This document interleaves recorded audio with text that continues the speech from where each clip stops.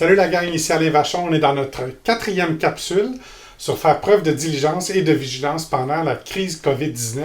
Et aujourd'hui, on creuse spécifiquement dans votre travail de diligence en situation de crise. On va plonger dans les différents détails qui nous permettront pour que vous puissiez faire et démontrer votre travail de diligence.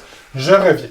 Bien sûr, si vous avez à tenir des réunions urgentes sur la relance ou la gestion des risques, je pense que c'est une bonne façon de démontrer votre travail de diligence. Donc, si vous n'avez pas tenu de réunion urgente lorsqu'il y a des annonces qui sont faites par le gouvernement, je crois qu'il serait important de se doter d'un mécanisme qui vous permet de rassembler votre comité ou votre conseil de façon urgente, ou encore de faire une bonne session de travail le plus tôt possible sur la gestion des risques. Et je vous inviterai à voir la capsule numéro 2 sur la gestion des risques, justement, pour pouvoir vous guider dans cette situation. La deuxième chose, c'est bien sûr mandater un comité spécial pour surveiller la gestion de cette crise. Alors, si vous ne l'avez pas fait encore, un bon comité mixte de votre conseil d'éducation ou de CPAE et peut-être quelques employés clés dans l'organisation pourraient facilement former ce comité et rapporter autant sur le côté des employés que sur le côté des élus, des gens nommés pour gérer cette crise-là. Ça va? Dans un troisième temps, mandater la direction de préparer un plan de relance et des activités. Au point où nous en sommes actuellement dans la pandémie, on est en décembre 2020 actuellement, beaucoup de plans de relance ont été développés. Cependant, ce qui est à noter, j'ai un client qui me disait ça dernièrement, mon plan de relance, c'est comme pelleter de l'eau. Parce qu'à chaque fois que je le change, que je l'adopte, que je suis content, que je suis satisfait, je réalise justement qu'il faut que je le change déjà.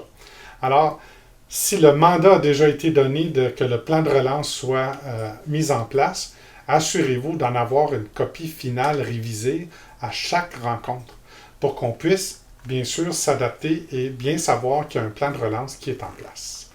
Autrement, qu'est-ce qu'on peut faire pour démontrer le travail de diligence? Si ce n'est pas déjà fait, je vous invite à le faire.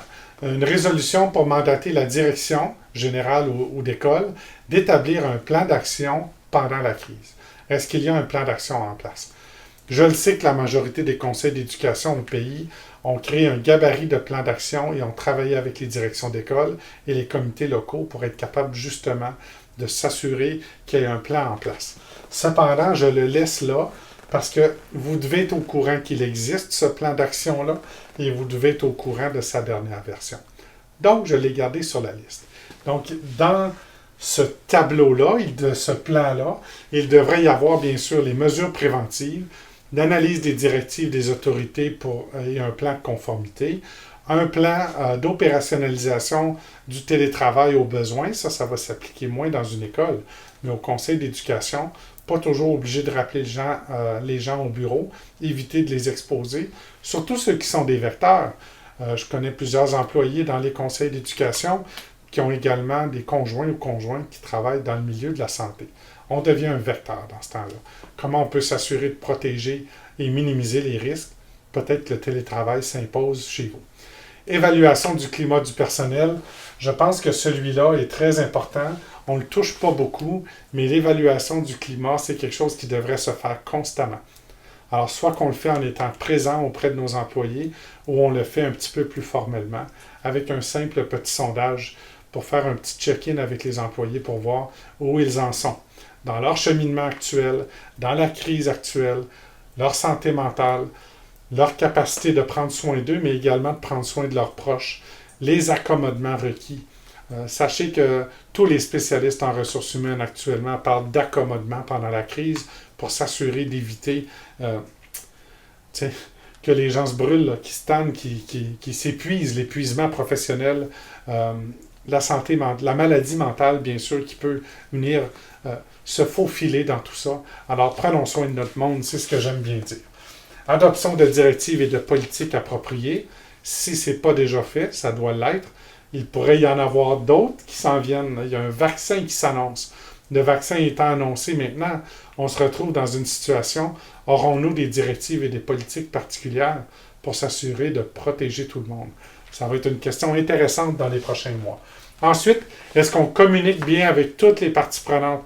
Nos plans, nos directives, nos décisions, notre présence, notre diligence. Est-ce qu'on communique bien avec les parties prenantes? Ça, je vous invite à évaluer cela avec votre direction d'éducation ou votre direction d'école. Parce que plus souvent qu'autrement, c'est là où ça cloche. Ça cloche dans les communications et non pas dans les décisions prises. Comment on communique les décisions qu'on a prises, comment on communique les attentes auprès des gens, comment on communique la situation telle qu'elle est. Je pense que c'est là où on se retrouve parfois à lire ou avoir des perspectives où c'est pire que c'est, ou c'est mieux que c'est, versus qu'est-ce que c'est réellement. On essaie de communiquer la situation telle qu'elle est. Puis bien sûr, est-ce qu'on a un plan de ressources humaines en place? Alors, s'il y a eu des mises à pied parce qu'il y a eu diminution de ressources humaines, est-ce qu'il y a des plans de réintégration? Est-ce que la supervision et l'encadrement est maintenu? Surtout l'encadrement, le coaching, j'appelle, des employés est maintenu ou même boosté, je vais dire, amélioré pour s'assurer que pendant la crise, il n'y a aucun employé qui se sente seul ou laissé derrière alors qu'ils pourraient peut-être vivre des choses difficiles par la surcharge, parce qu'ils vivent à la maison et tout ça. Alors, ce sont des choses qui pourraient être dans notre plan. Puis bien sûr, l'analyse des risques administratifs et financiers causés par la crise. C'est certain qu'on va demander, surtout les CED, on devrait demander un budget révisé pour s'assurer qu'on a dans notre plan de contingence toutes les dépenses reliées à protéger notre monde, s'assurer d'une bonne relance. Puis bien sûr, toute une infrastructure qui va certainement venir pour vacciner les gens, pour qu'on puisse peut-être un jour retrouver notre dite normale.